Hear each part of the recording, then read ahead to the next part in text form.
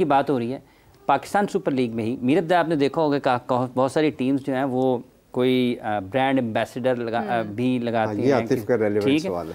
तो ऐसा क्यों नहीं होता लाहौर कलंदर्स में कि कोई ब्रांड एम्बेसडर क्यों नहीं होता? मेरा ख्याल आज तक तो मैंने नहीं देखा है। अगर एक मरतबा वो बच्चे को आपने बनाया था जो अहद, मेरा ख्याल है वो हमने नहीं बनाया था, वो खुद बना था। तो ये क्यों नहीं है ऐसा, ये तसव्वुर क्यों नहीं है यहाँ पर? सर हमारा देखें, फिर वही बात है कि हमने आम आदमी को एम्पावर करना था। हमारा ब्रांड एम्बेसडर शाहीन शाह अफरीदी है, हारिस रऊफ़ है, फ़खर ज़मान है, अब्दुल्ला शफीक है, कामरान गुलाम है, अहमद दानियाल को पेशावर ने पिक किया, आपने उसकी जर्नी देखी है। हाँ। खुरम शहजाद है, आजकल पाकिस्तान टेस्ट टीम में। कामरान गुलाम को मुल्तान ने पिक कर लिया। अभी तैयब ताहिर, हाँ। वो भी हमारे इस प्रोसेस के सलमान इरशाद, ठीक है। तो एक लंबी लिस्ट है जो आपने उसको फॉलो किया। तो कहने का मकसद ये है कि हमारा जो ब्रांड एम्बेसडर का कॉन्सेप्ट है, आम इंसान, आम पाकिस्तानी जो हमारे सुपरस्टार हैं। देखिए हाँ, जब हम कहते हैं ना कि हमने किसी को ब्रांड एम्बेसडर बनना या अपॉर्चुनिटी देनी है, उसका सीवी नहीं होता। जिसका सीवी होता है वो बाकी लोग हैं उनको करने के लिए। और हम अपने जो हमारे जो ब्रांड एम्बेसडर बने, उन्होंने सिर्फ एम्बेसडरी नहीं की, उन्होंने टीम को बैक टू बैक ट्रॉफीज भी जिताई। तो हमारा बड़ा सिंपल इसके अंदर कॉन्सेप्ट है। आतिफ, वो शुरू में एक याद है, एक हमारे साहब भाईजान नहीं समीन में नहीं, ये उन्होंने 2 ट्रॉफी जिताने की बात कर दी है ना शाहीन की। बहुत मुश्किल इंसान है शाहीन आफरीदी। उससे ज़्यादा आसान इंसान आपको शायद ही पूरे अर्ज में। मैंने 9-10 साल हो गए हैं और मैंने Chris Gayle, Brendon McCullum, AB de Villiers, Mohammad Hafeez, Azhar Ali, बड़े बड़े नाम लाहौर के साथ रहे, सुनील नारायण, ब्रावो, राशिद खान। उससे ज़्यादा सिंपल इंसान मैंने नहीं देखा शाहीन से। ये मैं आपको बड़ी ऑनेस्ट ओपिनियन दे रहा हूँ। शाहीन इतना प्योर सोल है कि जो उसके अंदर है ना, वही आपको उसके मुंह पे नज़र आएगा। अब बाज़ दफ़ा ये चीज़ आपके अगेंस्ट चली जाती है, क्योंकि हमारे यहाँ या वैसे कुछ पर्सनालिटीज़ ऐसी होती हैं जिनको सच्ची बात नहीं सुननी, या वो पॉलिटिकली करेक्ट रहना चाहते हैं। शाहीन चूँकि वो एक बड़ा ऑनेस्ट और प्योर इंसान है, वो प्रिटेंड नहीं करता चीज़ों को। अगर उसको गुस्सा होगा ना तो आपको नज़र आ जाएगा कि उसको गुस्सा है। अगर वो आपसे खुश होगा वो भी नज़र आ जाएगा। कल जो कह रहा था मैं खफा हो जाऊँगा। तो अभी इसलिए मेरे ख्याल में from a management point of view जो सबसे आसान मैनेजमेंट है वो शाहीन की। अच्छा, क्योंकि मुझे वो लगता है कि वो ओनरशिप लेता है ना भाई। नहीं, उसकी पर्सनालिटी में एक वो चीज़ है ना जो आपको बता देती है कि इस इंसान को क्या बुरा लगता है और क्या अच्छा लगता है। अगर आप ईगो अपनी ना रखें और उसको साइड पे कर देना तो आसान है मैनेज। अगर आप ईगोइस्टिक होकर मैनेज करेंगे ना कि तुम प्लेयर हो मैं ओनर हूँ, तो फिर आपको शायद प्रॉब्लम आए। हाफिज़ साहब, एक और भी बड़ा प्योर सोल है अहमद शहजाद। हाँ। उनके भी जो दिल में होता है ना वही उनकी ज़ुबान पर होता है। और अहमद शहजाद साहब जो है ना वो भी खफा हैं बहुत ज़्यादा। और अच्छी बात यह कि उनकी भी जो दिल में खफा होते हैं वो फ़ौरन उसका इजहार कर देते हैं, लेकिन वो सर पर नज़र नहीं आता है। यानी एक चीज़ है, वो उनका नाम अगर फॉर एग्जांपल आपको नज़र आ रहा है, मतलब अब आतिफ साहब आपका नेम अगर कोई यूज़ कर रहा है कहीं पे, आपसे पूछे बगैर तो नहीं कर सकता किसी भी सूरत, डेफिनेटली ऐसा नहीं हो सकता है। तो क्यों वो हमेशा से इतना खफा रहते हैं, नाराज़ रहते हैं, क्या रीज़न है? अहमद भाई तो मेरे तो बहुत अच्छे दोस्त हैं और हीरो हैं हमारे, और पाकिस्तान को उन्होंने सर्व किया हुआ है। अब चूंकि हम क्रिकेट के बिजनेस में हैं और मेरे पास सिर्फ इसमें बिजनेस है, क्रिकेट ज़मीन के पास है। देखिए अच्छा, बड़ा आज बहुत खुश हैं, इस बात का जवाब नहीं देना होता ना, वो कहते हैं अहमद भाई की ऑब्वियसली पाकिस्तान के लिए जितनी क्रिकेट में खिदमात है उसको तो कोई डिनाई नहीं कर सकता। पाकिस्तान के मेरा ख्याल में पहले प्लेयर थे तीनों फॉर्मेट में जिन्होंने सेंचुरी की। देखिए अब जो भी उनकी हिस्ट्री रही है या चीज़ें रही हैं, वो उनका पर्सनल व्यू है, ठीक है, और वो इंटाइटल्ड है अपना पर्सनल बात करने में। अगर लेट से हमें अच्छी नहीं लगती तो हम मत सुने, लेकिन एक इंसान से आप उसके बोलने का राइट तो नहीं छीन सकते। मैं आपसे एक बात कहता हूँ, मैं आपको कहता हूँ मेरा ये चीज़ गलत है, ये मेरा ओपिनियन है। तो मैं इसी तरह देखता हूँ कि अहमद शहजाद साहब का जो भी वो बात कर रहे हैं वो उनका ओपिनियन है और उसकी हम सबको रिस्पेक्ट करनी चाहिए। वो सही गलत का फैसला हम नहीं करेंगे, वो जो उनके चाहने वाले हैं या जो उनके क्रिटिक्स हैं वो करेंगे। हमारे एंड पे एज ए फ्रेंचाइज ओनर उनके लिए बहुत रिस्पेक्ट है। जो उनकी रिस्पेक्ट उनकी खिदमात की वजह से है जो पाकिस्तान के लिए और इस फील्ड के लिए उन्होंने दी। बाकी ओपिनियन से मैं डिफ़र कर सकता हूँ। लेकिन ये कि आपको नहीं लगता कि उनकी प्रॉब्लम्स को बैठकर टेबल टॉक होकर वो सॉल्व भी हो सकता है? तो बहुत सारी प्रॉब्लम सॉल्व हो सकती है, हम करना नहीं चाहते। नहीं, वो कादिर ख्वाजा ने कहा था ये शाहीन और हारिस की अम्मी है, उनकी नहीं। मैं सोच रहा हूँ इस स्टूडियो में आके ना मुझे ममता सा मुझे इतनी दफा अम्मी कहा गया है।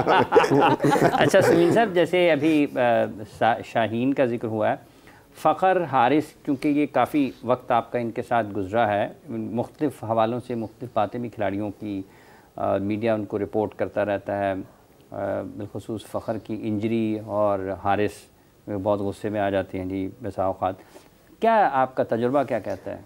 मेरा तजुर्बा ये कहता है जो फास्ट बॉलर होते हैं ना, हाँ, उनको थोड़ा लाड चाहिए होता है बस। देखिए बैट्समैन में और फास्ट बॉलर में एक बुनियादी फ़र्क होता है। Fast bowler by nature aggressive होते हैं। ये जो फास्ट बॉलिंग है ना, ये एक काफ़ी एबनॉर्मल सा काम है। अगर आप बायोमैकेनिक्स को थोड़ा सा स्टडी करें तो फास्ट बॉलिंग में जो आपकी जॉइंट्स और लिम्स की मूवमेंट है ये बड़ी अननेचुरल है। उस कॉन्टेक्स्ट में देखने की ज़रूरत है कि फास्ट बॉलर का एग्रेशन हमें पसंद है, लेकिन उसके बाद हम कहते हैं कि वो पारा बच्चा बन जाए। ये नहीं हो सकता। एक बंदे की पर्सनैलिटी एग्रेसिव होती है या नहीं होती।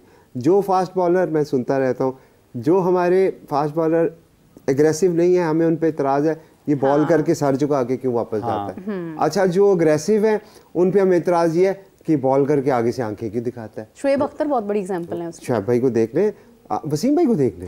वसीम भाई वगैरह के दौर में अगर माइक्रोफोन लगे होते तो पता नहीं कितनी मैच फीस रिडक्शन हो गई होती उनकी, या आकिब भाई की या बकार भाई की। सही बात है, बिल्कुल। क्रिकेट में ना फास्ट बॉलर जो है ना, वो उसकी खूबसूरती है, उनको सिर्फ थोड़ा सा लाड चाहिए होता है।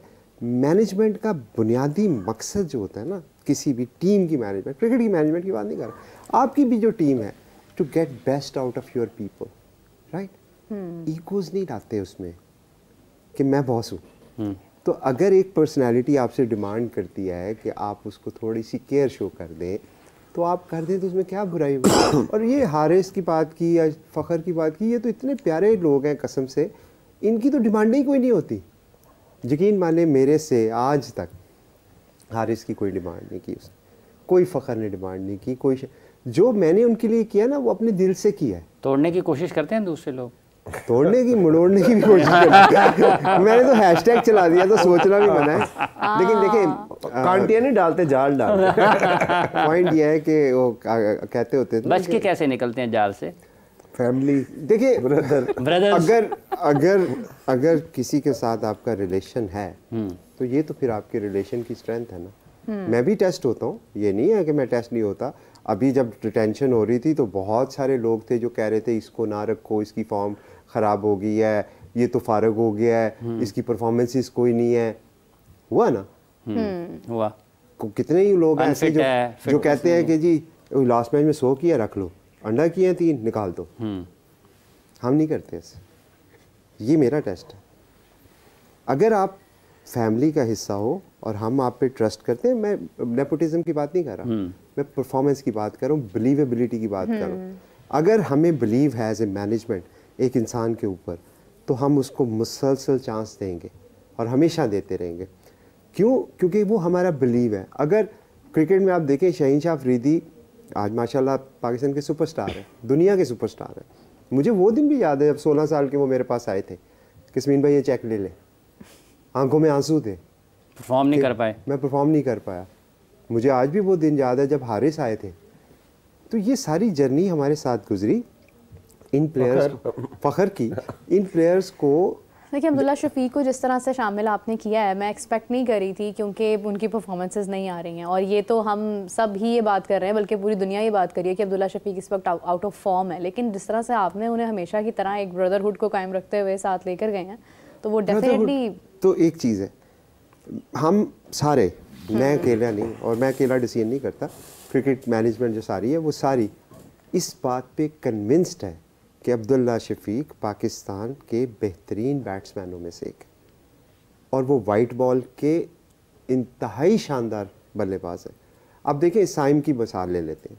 22-23 मैचेस साइम ने खेले, उस वक्त तक बैक किया ना पाकिस्तान टीम ने उसको, क्या, और उस बच्चे ने फिर डिलीवर किया। अब वो डिलीवर करके अब हम सब तालियां बजाते हैं कि क्या टैलेंट है। हाँ। तो आज से 5 मैच पहले हम कह रहे होते थे कि ये क्या कर रहा है, एक महीना पहले। तो यही होता है, प्लेयर्स को बनाना पड़ता है आपको। हर इंसान में टैलेंट होता है, बनाना पड़ता है, उसके लिए पेशेंस चाहिए, उसके लिए ईगो को मारना पड़ता है। उसके लिए अगर आप में वो पेशेंस है, आप ईगो को मार सकते हैं, आप प्लेयर्स को बना भी सकते हैं और बिगाड़ भी सकते हैं। सेल्फलेस होना पड़ता है, बिल्कुल सही बात है। आतिफ साहब, लाहौर कलंदर्स ने स्पेशली अगर मैं देखूं तो ऐसा लगता है जैसे बहुत कुछ दिया है सबको, जैसे खिलाड़ी भी तैयार करके दिए हैं, इंटरनेशनली भी तैयार करके दिए हैं, फॉरेन क्रिकेटर्स भी तैयार करके दिए हैं, फिर ये 30 खिलाड़ियों वाला मशवरा भी दिया है बोर्ड को। तो मतलब काफ़ी चीज़ें जो है वो बांटी हैं। लाहौर कलंदर्स को क्या मिला है आज तक खिलाड़ियों के अलावा? अल्लाह ताला ने जितनी इज्जत दी है वो किसी चीज़ से कम है, नंबर 1। नंबर 2 ये कि हमने किसी को कुछ नहीं दिया, हमने एक प्रोसेस क्रिएट किया। हमें ये कहा गया कि जी इस मुल्क में यही टैलेंट है, इसके अलावा कुछ भी नहीं है। वो इतना कंपेटिटिव नहीं था, सो हमने कहा यार चलो टेस्ट करते हैं, ये कैसे हो सकता है कि पाकिस्तान की ऐसी स्पोर्ट्स है जो पूरे पाकिस्तान को जोड़ती है और लोगों के खून में ये दौड़ती है, लोगों के दिलों की धड़कन है, तो ये कैसे हो सकता है कि उनमें टैलेंट ना हो? क्योंकि टैलेंट होता क्या है, टैलेंट इज़ एन एनवायरनमेंट। आपने ये स्टूडियो क्रिएट किया, आप जैसा इमरान जैसा टैलेंट उभर के सामने आ गया। अब अगर आप लोगों को अंदर ही ना घुसने दे तो आप कैसे सामने आओगे? सो हमने प्रोसेस बनाया, एक इंस्टीट्यूशन खड़ा किया लाहौर कलंदर के साथ साथ कलंदर हाई परफॉर्मेंस सेंटर और प्लेयर डेवलपमेंट प्रोग्राम, और लोगों को हमने कहा आ जाओ आप हमारे रिसोर्सेज पे अपनी मेहनत करो। फिर उन्होंने जो मेहनत की, उन मेहनत को हमने शोकेस किया टूर्नामेंट के अंदर। सो हमने उसके बाद ऑब्वियसली आकिब भाई उस वक्त यूएई में थे, यूएई के हेड कोच थे। सो जब आकिब भाई को हम लेके आए यहाँ पे, तो क्यों लेके आए? क्योंकि हमने ग्रास रूट लेवल पे काम करना था। तो उनसे हमें लगा कि यार उनका इंटरेस्ट है, उनका पैशन है।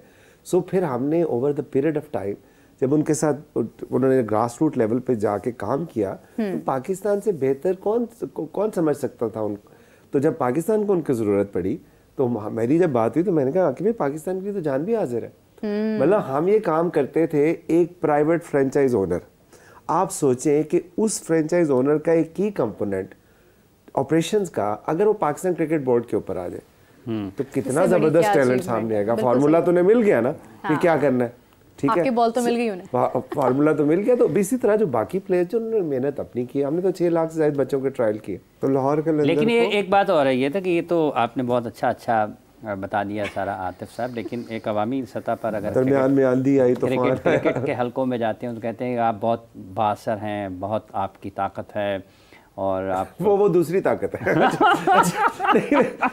आपने प्लेयर्स आपकी टीम से मुंतखब हो जाते हैं, फिर आपके कोच मुंतखब हो गए। ये मेरी बात सुनो, ये तो इमोशनल और हमारा जो ऑपरेशनल पार्ट था मैंने आपको अब आप इसका जवाब दें। अनफॉर्चुनेटली बात वही आ जाती है मॉडल के ऊपर। अदरवाइज हमारी जब टिकट जाती है ऑन सेल तो हाफ एन आवर में सोल्ड आउट होता है पूरा स्टेडियम। That is revenue. पिछले साल जो 17% जो इंक्रीज आया टिकट सेल में, that was because of Lahore Qalandar. मैं भी एक ऐड करूं इसमें? आपने पूछा था कि पाकिस्तान आप लाहौर कलंदर को क्या मिला? पता है लाहौर कलंदर को क्या मिला? लाहौर कलंदर को मौका मिला कि वो पाकिस्तान को सर्व कर सके। हारिस, शहीन, जमान इनकी सूरत में, और अब आकिब जावेद। सबसे बड़ी बात ये हमारे सामने मौका मिला हमसे इंटरव्यू करवाने का। आप तो समीर भाई जरा मुख्तसर तो कल स्टूडियो में बुलाना था। बांग्लादेश भी जा रहे हैं, बांग्लादेश भी जा रहे हैं। बांग्लादेश का लिया ना प्लेयर? हाँ, बांग्लादेश देखने गए थे हम। अच्छा कैसी बात करता है। अच्छा समीर साहब, एक आखिरी सवाल, 3 लोगों के मैं नाम लूंगी क्रिकेटर्स के, क्योंकि लास्ट टाइम जब मैंने इनसे पूछा था इन्होंने कहा था कि वो समीन साहब की डोमेन है। शाहीन की, समीन साहब की, वो जो खाने पीने वाला क्वेश्चन था। अगर हम फेवरेट बात करें कि फेवरेट फूड किसको क्या पसंद है, इसमें मैं 3 नाम लूंगी, शाहीन, हारिस एंड फखर। सारों को एक ही पसंद है। क्या? शनमारी। वो तिक्के होते हैं ना, वो अच्छा, यानी उसका डेढ़ लग जाता है फिर उनके आगे। हमारा तो डेली रात को भी ड्राफ्ट के बाद हम आ गए। ड्राफ्ट के बाद वहाँ पे बड़ा लेविश डिनर पीसीबी ने रखा हुआ था। अच्छा। लेकिन ये कि हम शनवारी खाने चले गए। वो इनको देखे, वो खैबर पख्तूनख्वा के इलाके से, आपको पता है हमारे ज़्यादातर हम वो लोग हैं, तो हम लोग वो फूड बहुत पसंद करते हैं, मैं भी बहुत पसंद करता हूँ। तो हम सारों का एक बड़ा कॉमन। नहीं, मैं देखिए आपको लगता है फिर आप अपने आप को समीन खान महसूस करते होंगे।